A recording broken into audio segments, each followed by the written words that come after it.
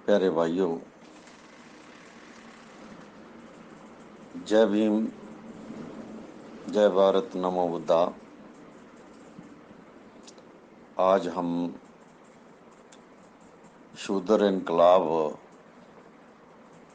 या शूद्र शब्द जो है उसके प्रसंग में इसके 7वें भाग पर चर्चा करेंगे। ये भाग कहीं लिखे हुए नहीं है, ये लड़ी कहीं बनी हुई नहीं है। असल में लंबी चर्चा जब करनी होती है किसी विषय पर, तो उसको जैसे जैसे समय अलग होता है उसके हिसाब से अलग रखा जाता है। जैसे अभी हम दूसरे सिख इनकलाब की बात कर रहे हैं। ये सिख इनकलाब पूरा शब्द नहीं है। मेरी बातों को मुझे लगता है कि कुछ लोग जरूर ध्यान से सुनते होंगे।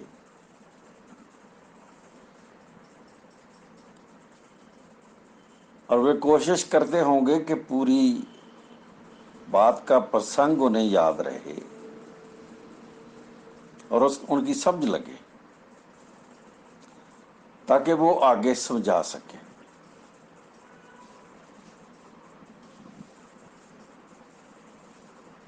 मेरे सामने ये एक निशाना नहीं,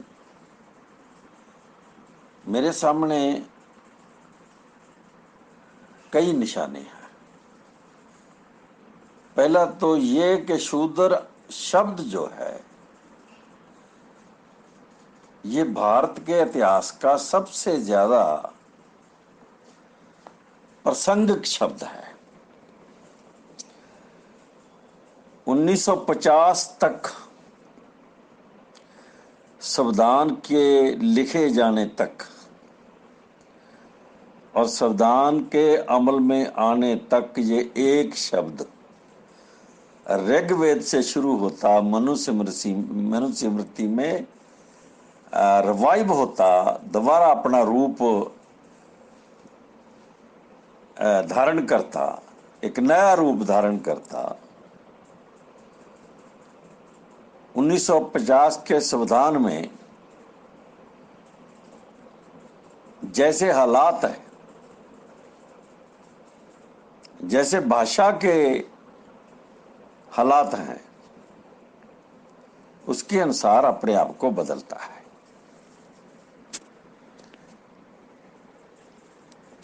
दूसरी बात, ये शूद्र शब्द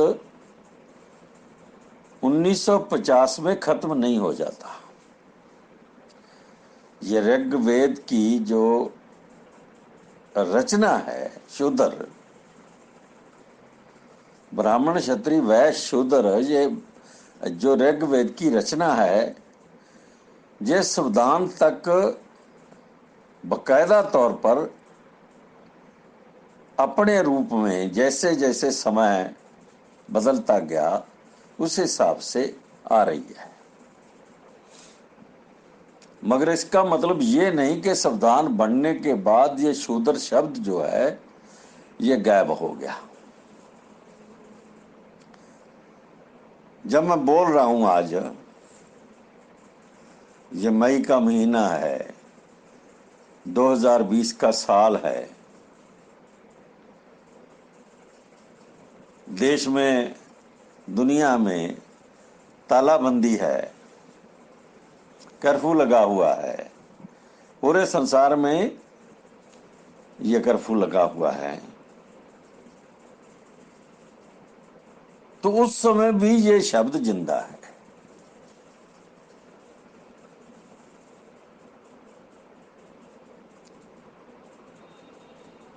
और जिन लोगों के लिए ये शब्द लिखा गया,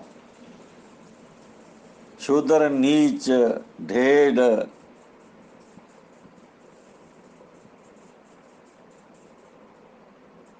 आसुर, दास, गुलाम,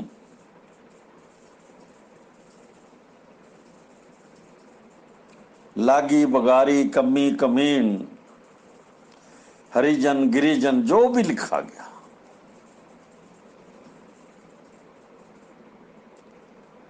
वे आज भी तुमको सड़कों पर नजर आ रहा है।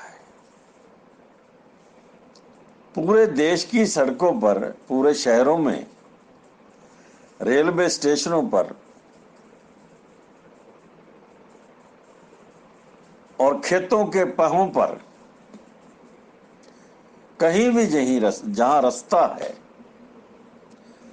वहां वो आदमी, शुद्ध आदमी तुमको नजर आ रहा है।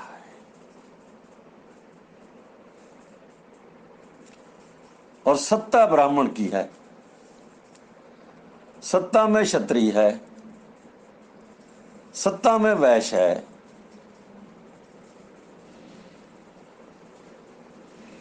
पूरे देश की दौलत वैश्य के पास है, क्षत्रिय के पास है जो अपने आप को महाजन कहता है, और ब्राह्मण के पास है जो मंदिरों का मालिक है। 50 लाख करोड़ की जायदाद बताई जा रही है बड़े मंदिरों के पास। और जो कल क्षत्रिय था,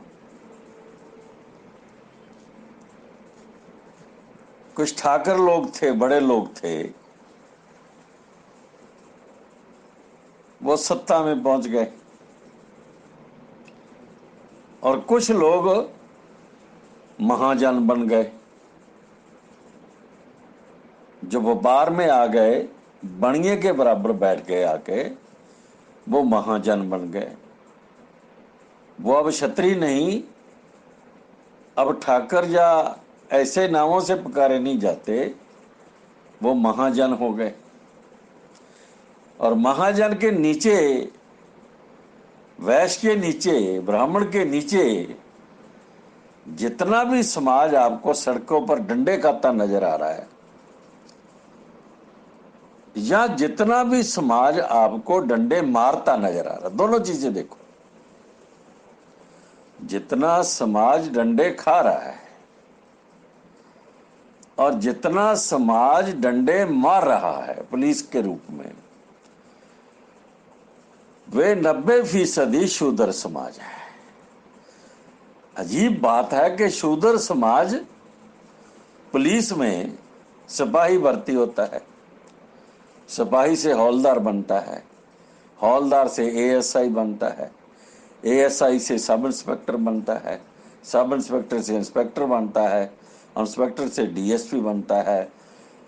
और जो डंडे मारते हैं वो एसपी, एसएसपी नहीं होते। ये अंतर क्या है, ये आप देखो।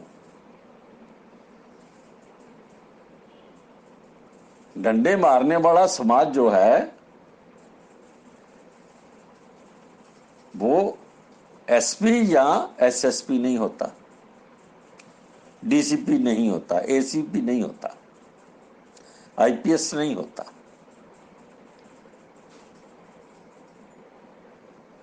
वो तो सिपाही होता है, और सिपाही से वो हौलदार बनता है, हौलदार से एएसआई बनता है, और एएसआई से थानेदार बनता है। और थानेदार तक जितने लोग हैं, ये 90% भारत के शूद्र लोग हैं। 10% इसमें दूसरी बड़ी जातियों के हो सकते हैं, कोई ब्राह्मण होंगे, कुछ ये शूद्र होंगे ना, अपना बणिए होंगे, कुछ ठाकर भी होंगे। इनको 10% को छोड़ दो आप, बाकी 90% जो देश को नीचे तक डंडे मारता है वो शूद्र समाज है। और डंडे खाता कौन है? कभी ब्राह्मण डंडे नहीं खाता, कभी महाजन डंडे नहीं खाता, कभी बनिया डंडे नहीं खाता, और कोई कानून देश का इन तीनों को जेल नहीं बचाता। जेल में कौन है? जेल में मुसलमान है, जेल में सिख है, जेल में पछड़े लोग हैं, जेल में दलित लोग हैं, जेल में एसटी लोग हैं, यानी जेल में भी शूद्र लोग हैं। वहां ब्राह्मण ठाकर बनिया ये नहीं होते। अगर होते तो बहुत बहुत बड़ा जुर्म करके। और जितनी सरकारें बनती हैं तो इन 3 वर्णों के जितने बड़े डाकू लोग हैं, ये डाकू मूली चोरी करने वाले या 1-2 को मार देने वाले डाकू नहीं होते। जिन लोगों को हर वक्त गोली का डर रहता वो डाकू नहीं होते। वो लोग जिनको गोली का डर ही नहीं होता, जेल का डर नहीं होता, जिनको पुलिस के डंडे का डर नहीं होता, जिनको कानून का डर नहीं होता, जिनको जज का डर नहीं होता, जिनको सुप्रीम कोर्ट का डर नहीं होता, वो आदमी जो असली डाकू हैं वो तो सत्ता में रहते हैं।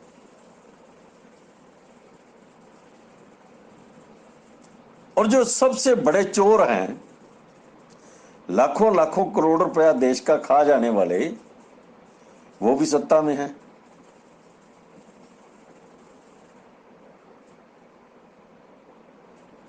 यानी आप शूद्र को अगर देखना है तो शूद्र क्या है, बहुत बारीकी से देखो, आपको नजर आएगा।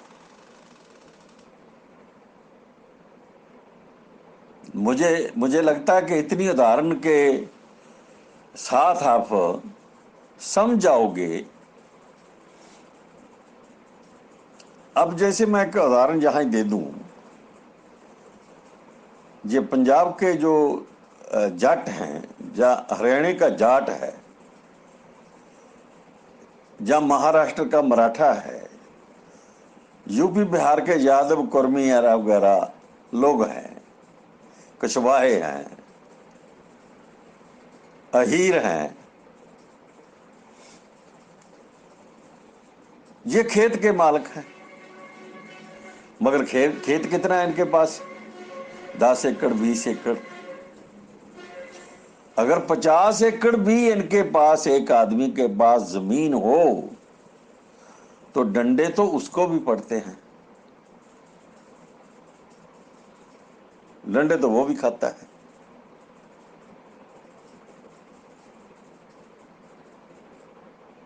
और डंडे खाता कौन है? मैंने आपको बताया कि इस देश में जो शूद्र है वो डंडे खाता है। और डंडे मारने के लिए कौन लोग हैं वो जो पैदा किए गए हैं? पैदा हुए नहीं, पैदा किए गए हैं डंडे मारने के लिए, वो भी यही लोग हैं। ये ब्राह्मण नहीं है। मगर जिनके हुक्म से डंडे चलते हैं वो ऊंची सवर्ण जातियों के 90% लोग हैं, 80%, और गैर सवर्ण जातियों के 15-20% लोग हैं।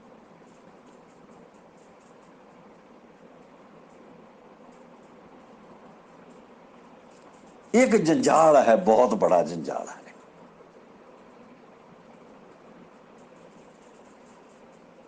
तो मैंने आपको ये कहा कि संविधान बन जाने के बाद शूद्र शब्द खत्म नहीं हो जाता।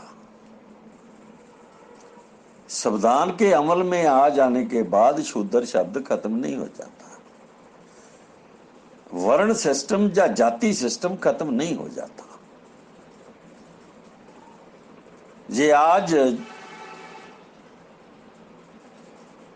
जितनी तारीख है मई की, आज भी ये वर्ण सिस्टम पूरे देश में, यहां से मेरे गांव से लेकर दिल्ली तक, बॉम्बे तक, कलकत्ता तक, मद्रास तक, हैदराबाद तक, बंगलौर तक, सूरत तक,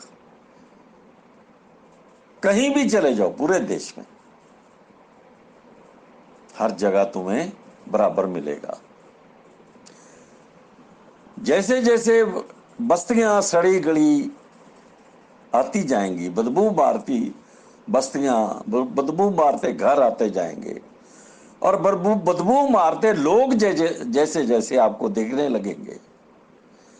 औरतें, बच्चे, बूढ़े, आदमी, जवान, जैसे जैसे उनकी बदबू आने लगेगी तो आपको पता चल जाएगा कि यहां शूद्र अति शूद्र लोग आ गए।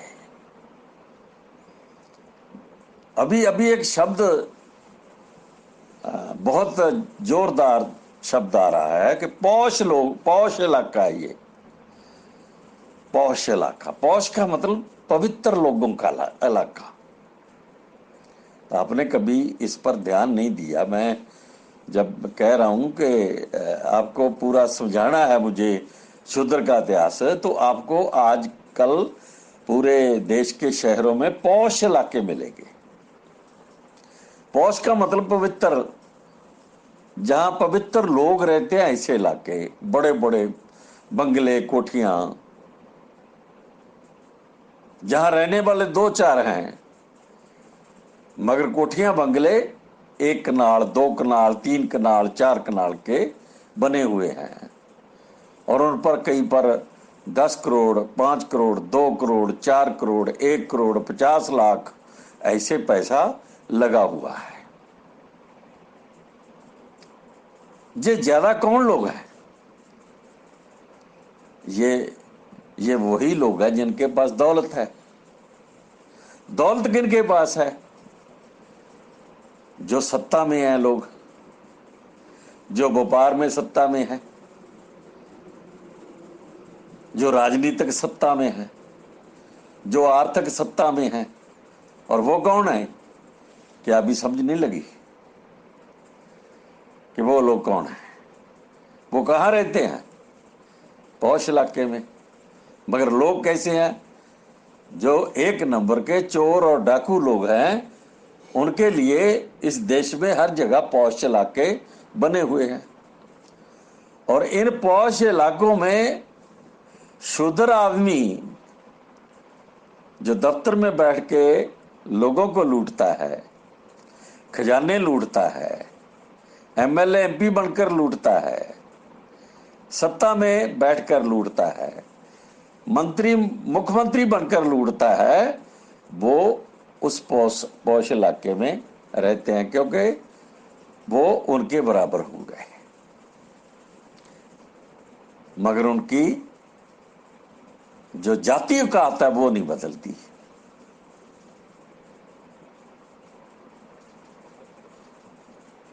पंजाब का मंत्री, कोई जट मंत्री, जट मुख्यमंत्री ब्राह्मण नहीं बनता, ना वो महाजन कहलाता है। कभी बादल को किसी ने देखा कि उसको ब्राह्मण कहता हो, कोई पंडित जी कहता हो? भले ही वो दुर्गा मंदिर जाता है, भले ही वो तिलक लगाता है, भले ही वो हवन करता है अपने घर में, वो रामायण पाठ करता है, भले ही वो आरएसएस के साथ उसके रिश्ते हैं, मगर उसको कोई पंडित जी कह के नहीं बुलाता।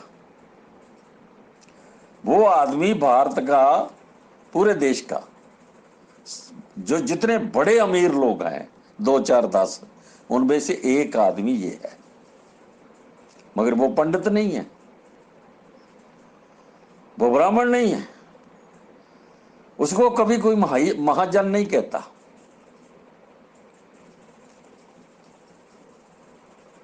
हजारों हजारों एकड़ जमीन वाले लोगों को कभी कोई वैश्य नहीं कहता, इनको बढ़िया नहीं कहता कोई। क्या कहते हैं? पंजाब का जट, हरियाणा का जट, राजस्थान का जट, यूपी बिहार का यादव जट,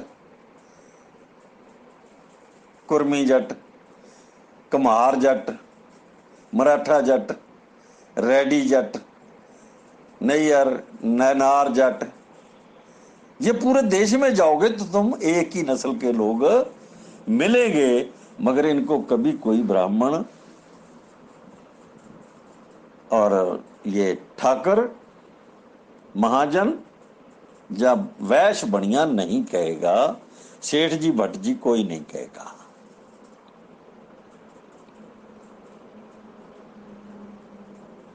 और यही लोग हैं जो मुख्यमंत्री बनने के बाद, मंत्री बनने के बाद जब डंडे मारते हैं, इनकी पुलिस डंडे मारती है तो शूद्रों को मारती है। और शूद्रों को डंडे कौन मारता है? वही पुलिस जो शूद्रों से पैदा हुई है। कोई सिपाही लगा, कोई हौलदार लगा, कोई छोटा थानेदार लगा, कोई उससे बड़ा थानेदार हो गया, कोई थोड़ा और बड़ा थानेदार हो गया। ये 90% लोग जो हैं ये शूद्र लोग हैं। ऐसे ही फौज में है, ये फौज की हालत भी यही है। तो मैं ये इतने गहराई से समझ सका हूं कि मुझे लगता है कि असल कहानी तो हमने कभी बैठकर पे इसका चिंतन ही नहीं किया।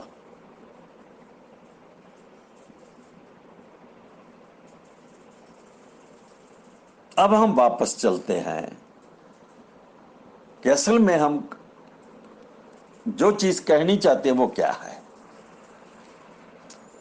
कि जब सिख इनकलाब हुआ भारत में, एक शिवाजी इनकलाब कह सकते हैं हम, और उसके बाद ये ऐसा उससे बड़ा इनकलाब जो है वो सिख इनकलाब है। शिवाजी इनकलाब का ऐसा इतिहास नहीं है जैसा गुरु ग्रंथ साहब का इतिहास है। हम सिखों ने कभी नहीं माना कि हमारे इनकलाब का इतिहास गुरु ग्रंथ साहब है। अब जब मैंने गुरु ग्रंथ साहब को पढ़ा 1 बार, 2 बार, 4 बार, 10 बार, 15 बार, अगर मैं अब फिर पढ़ूं 1 बार, तो ये इतिहास मुझे 100% समझ आ जाएगा। मैं एक एक लाइन का इतिहास समझ सकता हूं। अब मेरी स्थिति ये हो गई है। गुरु ग्रंथ साहब के 1430 पन्ने हैं। 1430 पन्ने में जो सिख इनकलाब का, शूद्र का इतिहास वर्णन है, मैं उसकी एक एक लाइन से बाहर निकाल कर उसको समझ सकता हूं। जब मैं ऐसी स्थिति में आ गया तो सिख इनकलाब शूद्र इनकलाब कैसे?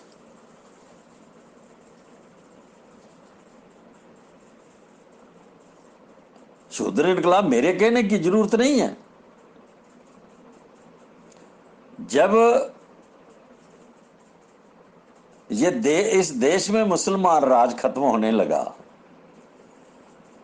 12वीं 13वीं सदी में, खिलजी वंश का राज आया, फिर उसके साथ ये गुलाम वंश का राज आया। अब गुलाम वंश का जो राज है वो पूरे मुसलमान वंश का राज उससे अलग है। ये बात हमने कभी नहीं समझी, कभी इस पर ध्यान नहीं दिया।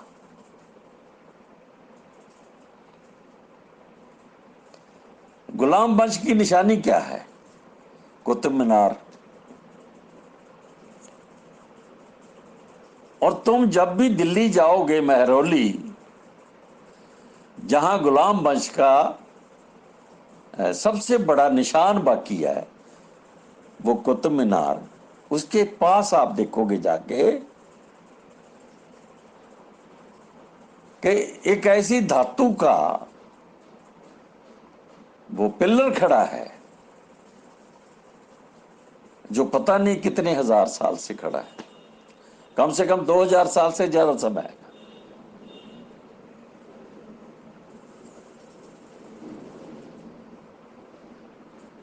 और ऐसे पिलर,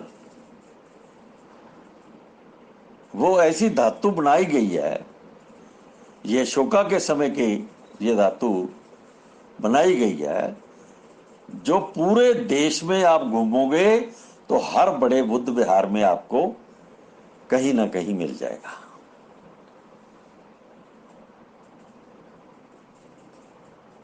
वहां कुतुब मीनार खड़ी है, और उससे आगे, कुतुब मीनार से आगे ये पिलर खड़ा है धातु का, और उससे 200-150 गज आगे मोहम्मद गौरी, ये पृथ्वीराज चौहान जो हिंदू राजा है, लास्ट हिंदू राजा, उसका महल है, उसका आगे महल है। अब जब मैं गया वहां पहले एक दो बार, तो मुझे क्योंकि मुझे इस बात की थोड़ी समझ आ रही थी, मगर मैं पूरा समझने की कोशिश कर रहा था। तो जब मैं तीसरी बार गया तो मेरे साथी बार बार साथ होते मेरे, तो मैं वहां जाकर उनके साथ चिंतन करता हूं। सभी साथी हम चिंतन करते हैं। सभी को मैंने कह रखा है कि आप अब मेरे पास रहने की बजाय तुम आस पास कोई भी बड़ी चीज आपको नजर आती है जो खास है, उस पर ध्यान दो कि वहां क्या है, और मुझे भी बताओ। तो हमने ये देखा कि इधर तो गुलाम वंश का राज खत्म हो रहा था, उधर पृथ्वीराज को मोहम्मद गौरी, शायद एक गजनबी से पहले मोहम्मद गौरी आ गया, इनमें से मोहम्मद गौरी के साथ एक दो राजे और बड़े हमलावर आए, उनमें से एक आदमी के साथ जब पृथ्वीराज की दूसरी बार लड़ाई हुई, तो वो लोग पृथ्वीराज को जिंदा उठा कर ले गए, और उसकी कब्र जो है वो किसी मुसलमान देश में बनी हुई है। अब भी मैं पढ़ रहा था, अब मुझे भूल गया ज्यादा, क्योंकि हर चीज याद नहीं रहती। तो वो उसकी कब्र, उसकी बताया गया कि इस देश में उसकी कब्र है। मतलब वो राजा जो जहाँ हमलावर यहाँ हमला करना आया भारत में, और जिसने भारत को जीता, और जिसका गुलाम जो था वो कुतुबुद्दीन ऐबक था।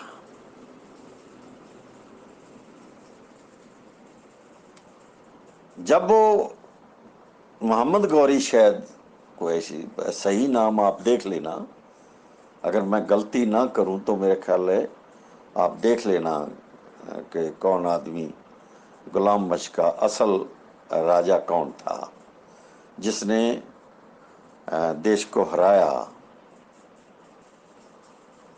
और जीता। तो वो जब वापस देश जाने लगा, वहां भी उसका राज था।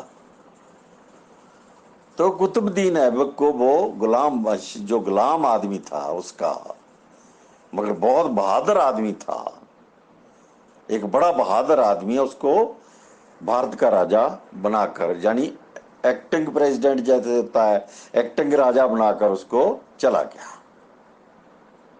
इसका मतलब है कि जब तक वो राजा रहेगा तो उसका राज रहेगा, अगर वो नहीं रहेगा तो मोहम्मद ये गुलाम वंश का राज जो आदमी है वो राजा बन जाएगा।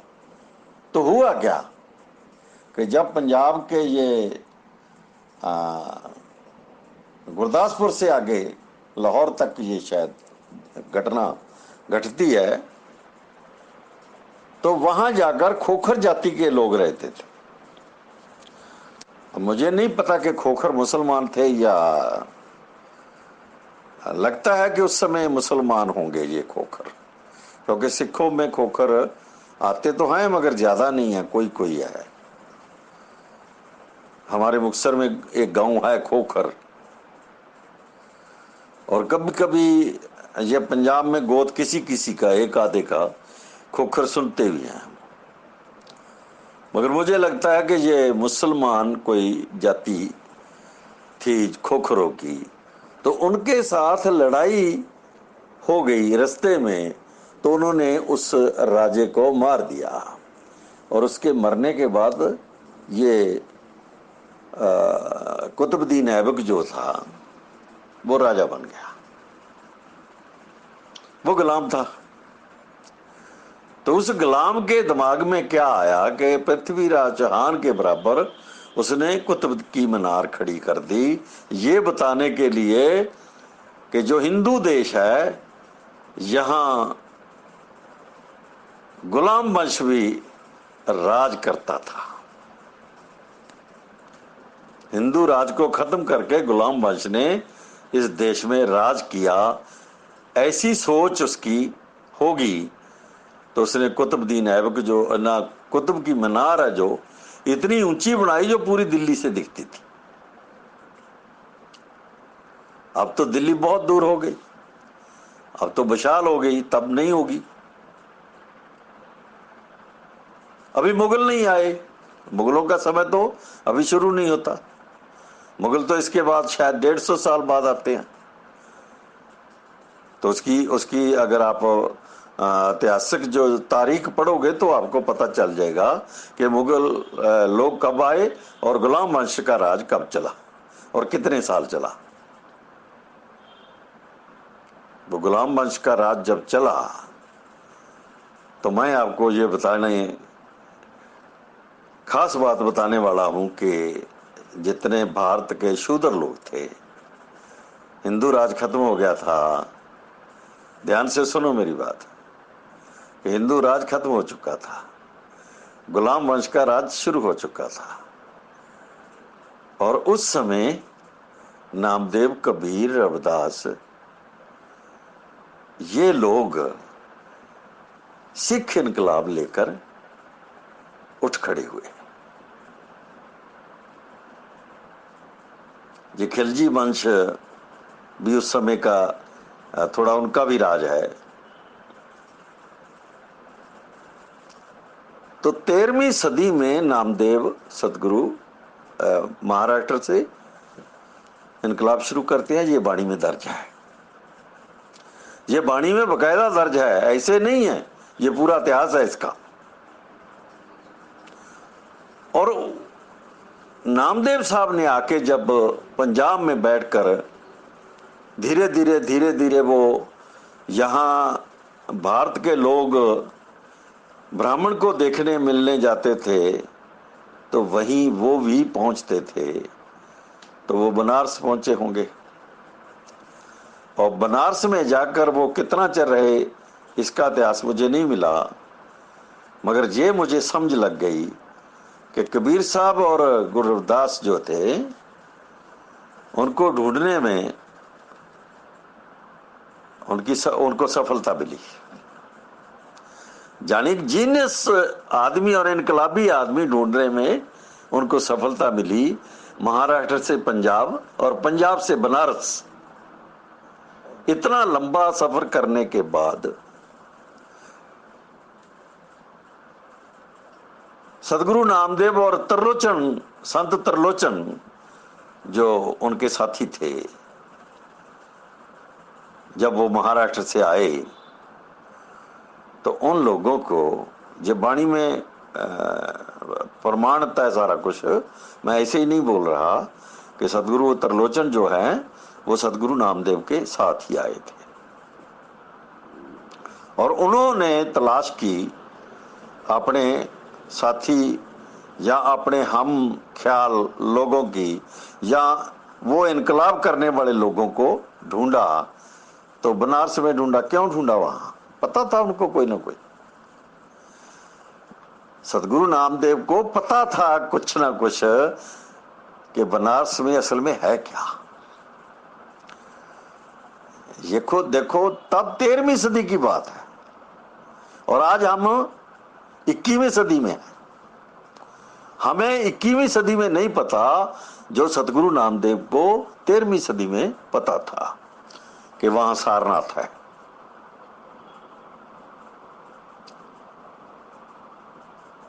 यहां तथागत बुद्ध ने पहला ज्ञान 5 भिक्षुओं को दिया। वहां सारनाथ है बनारस के पास एक बाही पर, और यहां लाखों लाखों लोग स्वर्ग के लिए बनारस जाते हैं, ब्राह्मणों के दर्शन करते हैं, ब्राह्मणों की शिक्षा लेते हैं, गंगा नहाते हैं। तो हर वक्त वहां एक भीड़ जमी रहती है। तो वहां जहां सारनाथ भी था, और ये भी बात उनको पता था कि तथागत गौतम बुद्ध जहां उनकी मौत हुई वो कुशीनगर, हड़म्बा, मगहर, वो भी उसी तरफ है।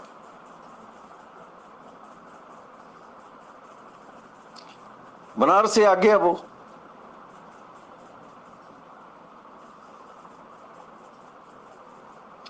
और ये बीठला शब्द जब वाणी में आता है, इसके बारे में मुझे कम से कम 30 वर्ष हो गए सोचते सोचते। ये बीठला शब्द बुद्धा का नाम है। बीठला बुद्धा, बीठला बुद्धा।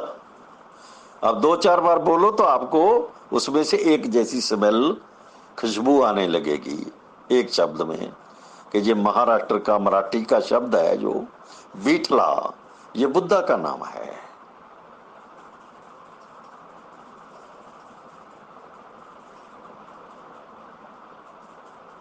तो ऐसे चलते चलते जब संत सतगुरु नामदेव, तरलोचन और सतगुरु कबीर, गुरु रविदास,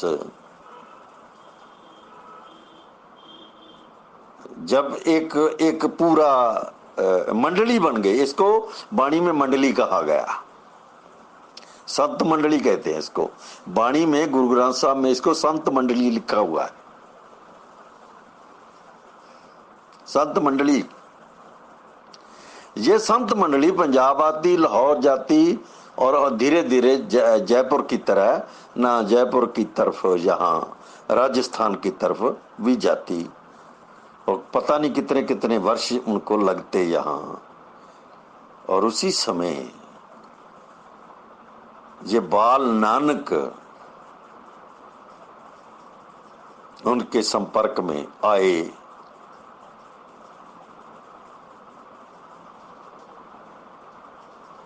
अब जो असली बात है वो तो समझनी पड़ती है, हालात देखने पड़ते हैं। जे बाबा मर्दाना जो है, जे गुरु नानक के बचपन के मित्र हैं।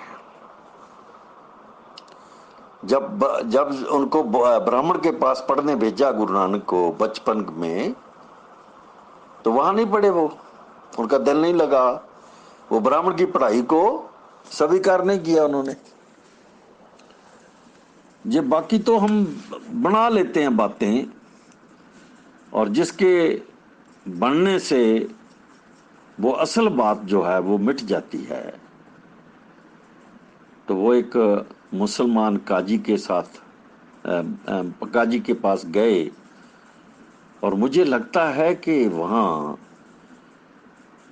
ये विद्या जो बाल मर्दाना वो ले रहे थे, तो उनके साथ दोनों ने एक जगह बैठकर वो विद्या ली। और आपको मैं ये कहाँ तक सच हो सकता है, और हमको बहुत खोज करनी पड़ेगी इसकी भी, और भी अभी और खोज करनी पड़ेगी, मगर हमारे पास इतना वक्त नहीं है कि हम इसको ज्यादा खोज कर सकें। तो ये मर्दाना परिवार है, ये कबीर साहब के संपर्क में रहा होगा।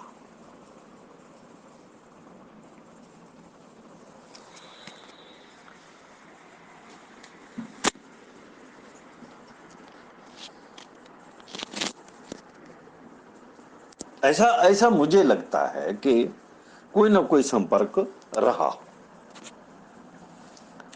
और उसी संपर्क में ये दो मित्र मर्दाना और नानक ये बड़े हुए, और उसी माहौल में वो, जैसे लिखा गया है कि भूखे साधुओं को रोटी खवाई। ये भूखे कौन थे साधु?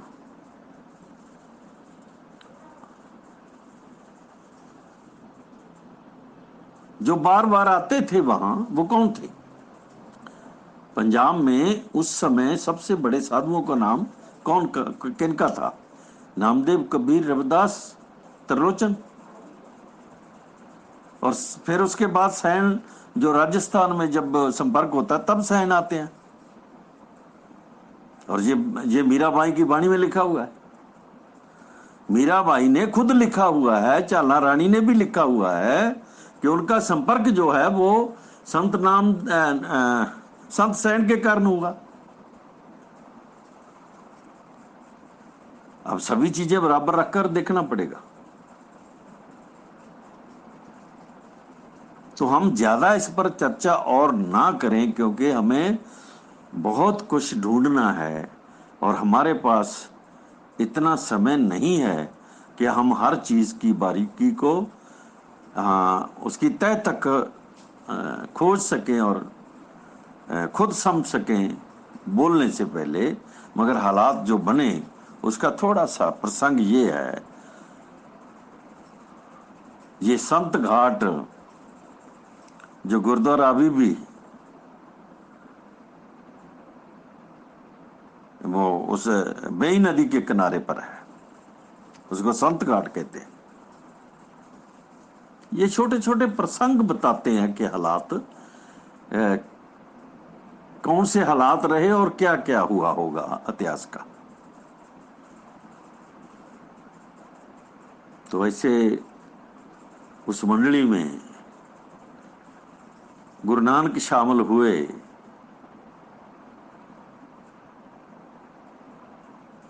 तो ऐसे और खोज करते करते मुझे पूरे देश के 15-20 साधु ऐसे हमारी खोज में आ गए जिनका जिक्र मैंने पूरा, उनकी वाणी का जिक्र और उनके नाम का जिक्र, उनका स्थान का जिक्र जो है, और उनकी वाणी क्लियर लिखा हुआ सब कुछ जो मैं बोल रहा हूं, ऐसा कुछ ना कुछ संकेत दिया हुआ शब्दों में, वो मैंने खोज निकाले और उसको मेरी किसी किताब में दिया हुआ है। मुझे अब याद नहीं कौन सी किताब में वो चैप्टर दिया हुआ है।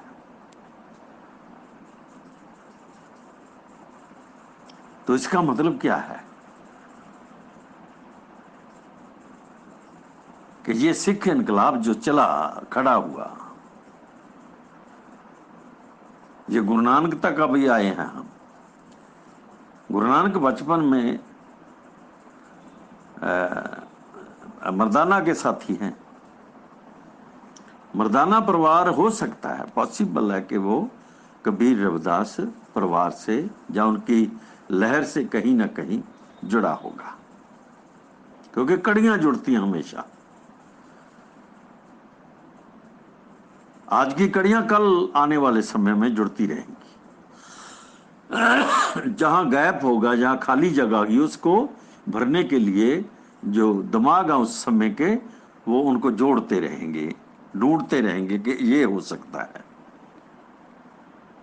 और कि ये जरूरी नहीं होता कि 100% आपका अनुमान सच हो, मगर बहुत कुछ ऐसा होता है जिसका अनुमान जो सही होता है। और मैं आपको शूद्र इनकलाब की बात बता रहा हूं कि बुद्धा के बाद दूसरा इनकलाब जो है वो शूद्र इनकलाब, सिख इनकलाब है। असल में ये सिख इनकलाब नहीं है, ये शूद्र इनकलाब है। जब मैंने जगजीत सिंह की पुस्तक पढ़ी थी तो उसमें सिख इनकलाब लिखा हुआ था।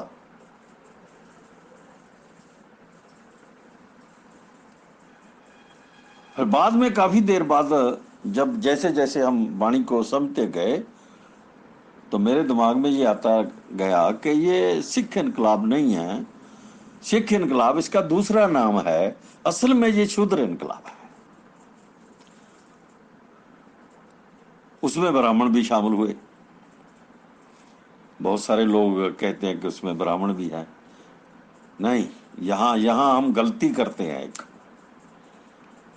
कि जो ब्राह्मण खुद को ब्राह्मण नहीं मानता और दुनिया भर के आदमियों को केवल आदमी मानता है, वो ब्राह्मण नहीं होता। गुरु नानक जब घर से निकले तो वो खत्री थे। गुरु अर्जन घर से निकले तो खत्री थे। गुरु रामदास, गुरु अमरदास जब घर से निकले खत्री थे। जब गुरु तेग बहादुर या गुरु अपने गोविंद सिंह निकले तो वो खत्री थे। वो एक खत्री के परिवार में पैदा हुए लोग थे। मगर जब वो शूद्र इनकलाब में मर्ज हुए, सिख इनकलाब की कमांड की जब उन्होंने, तो उन्होंने ब्राह्मण को स्वीकार नहीं किया। ध्यान रखो इस बात पर, ये बहुत जरूरी पॉइंट मैं आपको बताना चाहूंगा कि वे लोग जो ब्राह्मणों से आए, एक दो, ज्यादा नहीं आए, क्योंकि ब्राह्मण को ये शूद्र इनकलाब स्वीकार नहीं करता था, नहीं किया इन्होंने। मौर्य वंश में इस इनकलाब को स्वीकार किया तो उसकी सजा मिली उनको। तो सिख इनकलाब में भी जब ब्राह्मण एंटर करेंगे तब गड़बड़ होगी। ये गड़बड़ तब होगी जब फूले शाहू अंबेडकर के इनकलाब में ब्राह्मण एंटर करते हैं तो गड़बड़ होती है। ये तो प्रमाण का सब कुछ। जब बहुजन समाज की लहर जो 80 के बाद चली, उसमें ब्राह्मण एंटर करते हैं तो गड़बड़ होती है। ये बात तो कम से कम ऐतिहासिक बात है जो हजारों वर्ष में लगातार हो रही है। तो इसको समझने में या इसको मान लेने में क्या हर्ज है?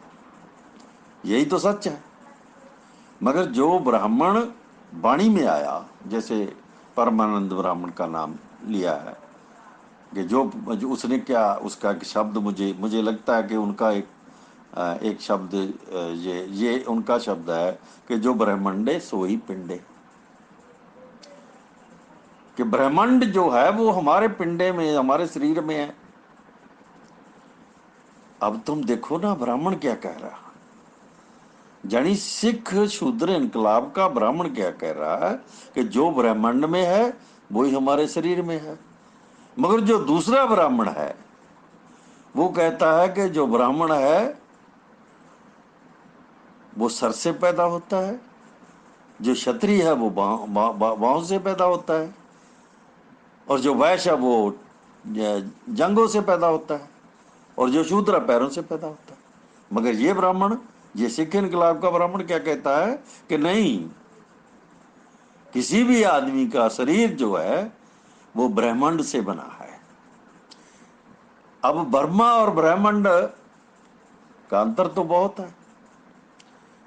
ब्रह्मांड का मतलब मंडल, जो जो अनंत मंडल है, ये उसका नाम है। अनंत जो मंडल है ये ब्रह्मांड है। तो ब्राह्मण क्या है? एक आदमी है।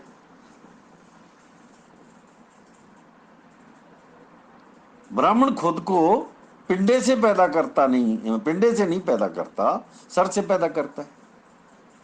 शूद्र को पैरों से पैदा करता है, औरत को पैदा ही नहीं करता। ब्राह्मण के ब्रह्मा ने औरत को पैदा नहीं किया, ये बात नोट करके रखो। उसकी रचना में औरत नहीं है। ये बात बहुत बड़ी बात है, जिसका इतिहास बड़ा स्पष्ट इतिहास है इसका, कभी फिर चर्चा करेंगे। तो अब जो ब्राह्मण आता है वो ब्राह्मण बनकर नहीं आता, वो आदमी बनकर आता है। तो जो आदमी बनकर आता है वो ब्राह्मण नहीं होता। जैसे सिख और दूसरी जातियों के लोग हैं, पंजाब के जट हो गया, तरखान हो गया, छिपा हो गया, नाई हो गया, ये सैनी हो गया, कंबो हो गया, ये सारे लोग जो सिख हैं। मगर सिख से पहले ये जातियां हैं, सिख से पहले ये जातियां बन गई। अब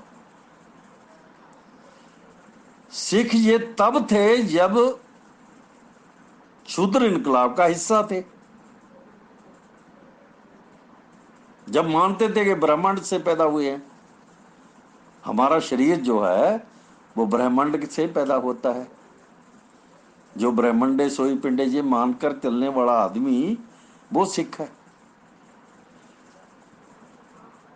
यहां क्या होगा यहाँ की दूसरा फिर क्या हुआ कि इन्हीं लोगों ने जो अपने आप को सिख कहते हैं, इन्हीं लोगों ने ये मान लिया कि ब्राह्मण सिर से पैदा हुआ, बाहों से क्षत्रिय पैदा हुआ, ये टांगों से जो आदमी वैश्य पैदा हुआ और पैरों से शूद्र पैदा हुआ।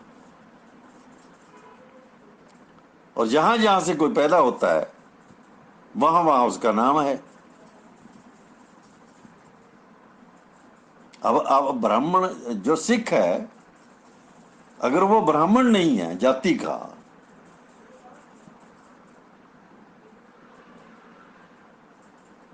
अगर वो जाति का ब्राह्मण नहीं है तो वो दूसरी जाति का किसी का। तो जो आदमी अपनी जाति को मानता है वो सिख इनकलाब का हिस्सा नहीं है। वो जो रचना ब्रह्मांड की उसकी उस रचना का हिस्सा नहीं है। वो मानता ही नहीं इस बात को। तो मैं यहाँ, क्योंकि समय हमारे पास थोड़ा रह गया 9 मिनट का, ये 7वां भाग पूरा हो, जितना भी होगा कल दोबारा शुरू करेंगे तो 8वां भाग इसका होगा। तो मैं ये कहना चाहता हूँ कि ये शूद्र इनकलाब था। अब मैं आपको यहाँ ये बताना चाहता कि शूद्र इनकलाब है क्या। जो ब्राह्मण क्षत्रिय वैश्य शूद्र को मानता है वो ब्राह्मण के सिद्धांत को मानता है, ऊंच नीच को मानता है, नफरत करता है एक दूसरे को, हाथ नहीं लगाता। ये पंजाब के जो जट हैं, जैसे आप हम सिखों की बात कर रहे हैं ना, इसलिए मैं ये उदाहरण दे रहा हूं कि पंजाब के जितने जट हैं इनमें से 99% जट कभी छोटी जाति के लोगों को घड़े को हाथ नहीं लगाने देते थे, किसी बर्तन को हाथ नहीं लगाने देते थे, ये चौतरे पर नहीं चढ़ने देते थे किसी को, छोटी जाति को। तो ये किसका सिद्धांत है? ये तो गुरु का सिद्धांत नहीं है, ये ब्रह्मांड का सिद्धांत नहीं है, ये तो ब्राह्मण का सिद्धांत है। ये ब्राह्मण का सिद्धांत है, गुरु का सिद्धांत नहीं है। ये एकमकार नहीं है, एक समान रचना नहीं है। ये एको है भाई, एको है, गुरु नानक की शब्द है। गुरु नानक ये कहते हैं कि ना हम उत्तम नीच न मध्यम, हम शरणागत हर के लोग, कि ना तो हम उत्तम है ब्राह्मण के बराबर है, ना क्षत्रिय हम, ना हम उत्तम ना नीच, जो नीच शूद्र है ना उसके बराबर हम, ना मध्यम, जैसे जट है ये मध्यम है, ऊपर वाला भी नहीं है नीचे वाला भी अपने आप को नहीं मानता। ये हम तो इनमें से कोई भी नहीं है, हम तो हर के आदमी हैं, ब्रह्मांड के आदमी हैं हम तो। हमारी रचना एको है भाई, एको है। जैसे जैसे ही मर्दाना पैदा हुआ वैसे मैं पैदा हुआ, जैसे लालो पैदा हुआ वैसे मैं पैदा हुआ, जैसे कौडा भील पैदा हुआ वैसे मैं मां के पेट से पैदा हुआ, और जैसे शिया चिंबा पैदा हुआ वैसे मैं मां बाप के पेट से पैदा हुआ। ये तो कुदरत का सिद्धांत है, ये सिद्धांत तो कुदरत का है, ये ब्राह्मण का सिद्धांत नहीं है। और जब गुरु ने ये मान लिया कि हम ब्राह्मण के अनुसार पैदा नहीं हुए, हम बराबर के आदमी पैदा हुए हैं, सभी समान हैं, हमारे में पानी, अग्नि, धरती, हवा, ये चारों का मिश्रण जो है हमारे जिस्म में फैला हुआ है, और जो तत्व हमको दिखते नहीं वो तत्व भी हमारे जिस्म में है, और उनके कारण ये शरीर पूरे का पूरा मुकम्मल शरीर बना हुआ है। तो ये इसी को शूद्र इनकलाब कहते हैं। ये सिख इनकलाब कहो या इसको शूद्र इनकलाब कहो, शूद्र इनकलाब का मतलब ही ये है कि जो ब्राह्मण के किसी सिद्धांत को नहीं मानता। तो सिख इनकलाब क्या है? जो ब्राह्मण के किसी सिद्धांत को नहीं मानता। अब हम शूद्र के इनकलाब की बात कर रहे हैं, तो वहां इस इनकलाब को पैदा करने वाला आदमी अछूत है, नीच है। नामदेव है, कबीर है, रविदास है, सैन है, और उनके साथ दूसरे जो 20 के करीब 20-25 जो दूसरे साधु हैं वो हैं। मगर जिनकी वाणी दर्ज हो गई वो तो अलग हो गए, जिनकी वाणी दर्ज नहीं हो सकी वो भी बहुत बड़ी गिनती में थे। अगर उनका रिकॉर्ड हम देखेंगे, कभी कोई ढूंढेगा, तो पता नहीं हजारों लोग होंगे, वो पूरे देश में फैले होंगे वो तो। क्योंकि लहर जो चलती है तो बेटे एक जगह थोड़ी रुकती है, वो तो हवा की अंधेरी की तरह चलती है, तूफान की तरह चलती है वो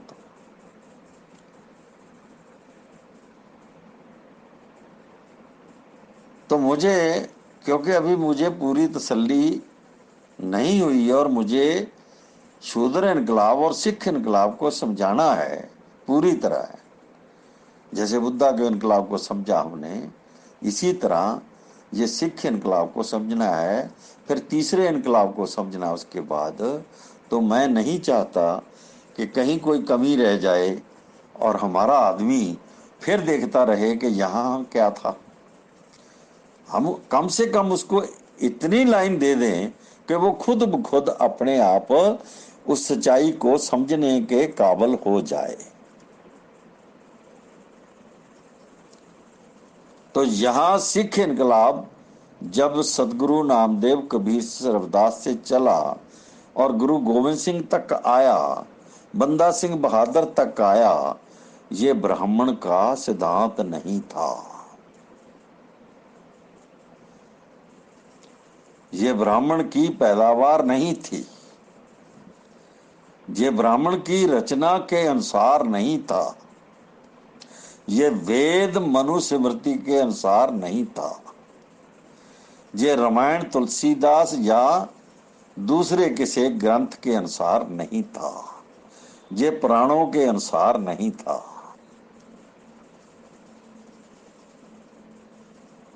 ये गीता के अनुसार नहीं था। बहुत सारे लोग ये बात नहीं समझ सकते, क्योंकि वो लोग गीता को उस रूप से, उसी एंगल से देखते हैं, दृष्टि से, जैसी ब्राह्मण ने उसको बयान किया है। तो जब मैंने 2-4 बार 10 बार पढ़ी गीता, तब मुझे समझ लगी कि गीता का कृष्ण वर्ण सिस्टम पैदा करता है, वो हमारे शूद्र का कैसे हो गया? फिर वो गीता शूद्र की जो रचना कैसे हो गई? जो रचना असल में ब्रह्मांड की रचना, वो कैसे हो गई? हम ये कहेंगे कि ब्रह्मांड की रचना कैसे हो गई, जो कृष्ण कहता है कि जो पैदा किया वर्ण सिस्टम मैंने पैदा किया, जितनी भी जातियां पैदा की हैं मैंने पैदा की हैं। जब वे कहता है तो ब्राह्मण के सिद्धांत को मानता है वो आदमी, वो जो उनका भगवान है या उनका वो एक देवता है, कुछ भी है, जब वो ये मानता है, लिख कर गीता में मानता है, तो इसका मतलब है कि वो शूद्र के इनकलाब के अनुसार नहीं है, वो ब्राह्मण की रचना के अनुसार है।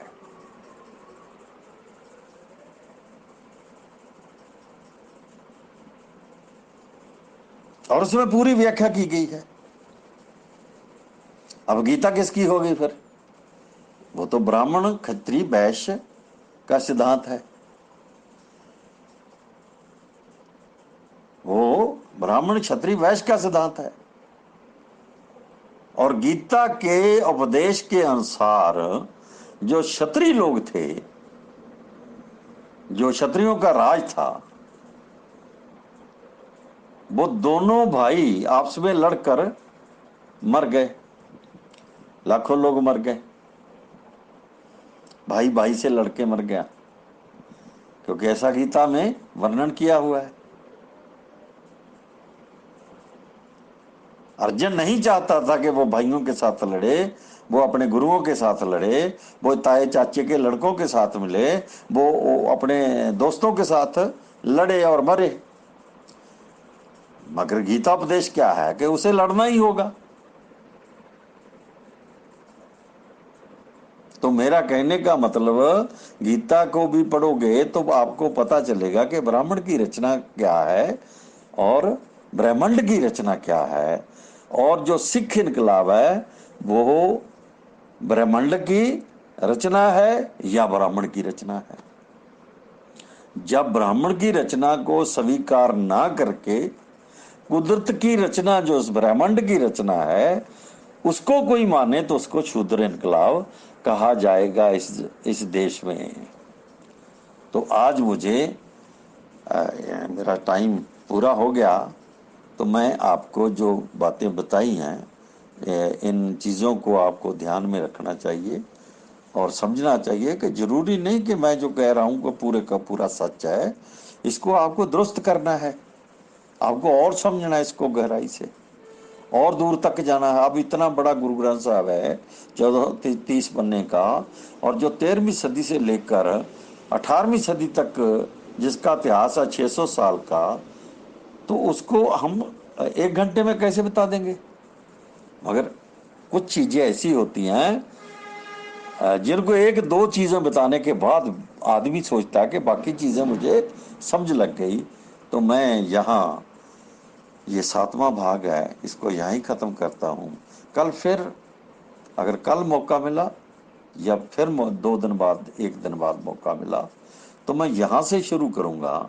अभी मुझे बंदा सिंह बहादुर तक जाना है। जय भीम, जय भारत, नमो बुद्धा।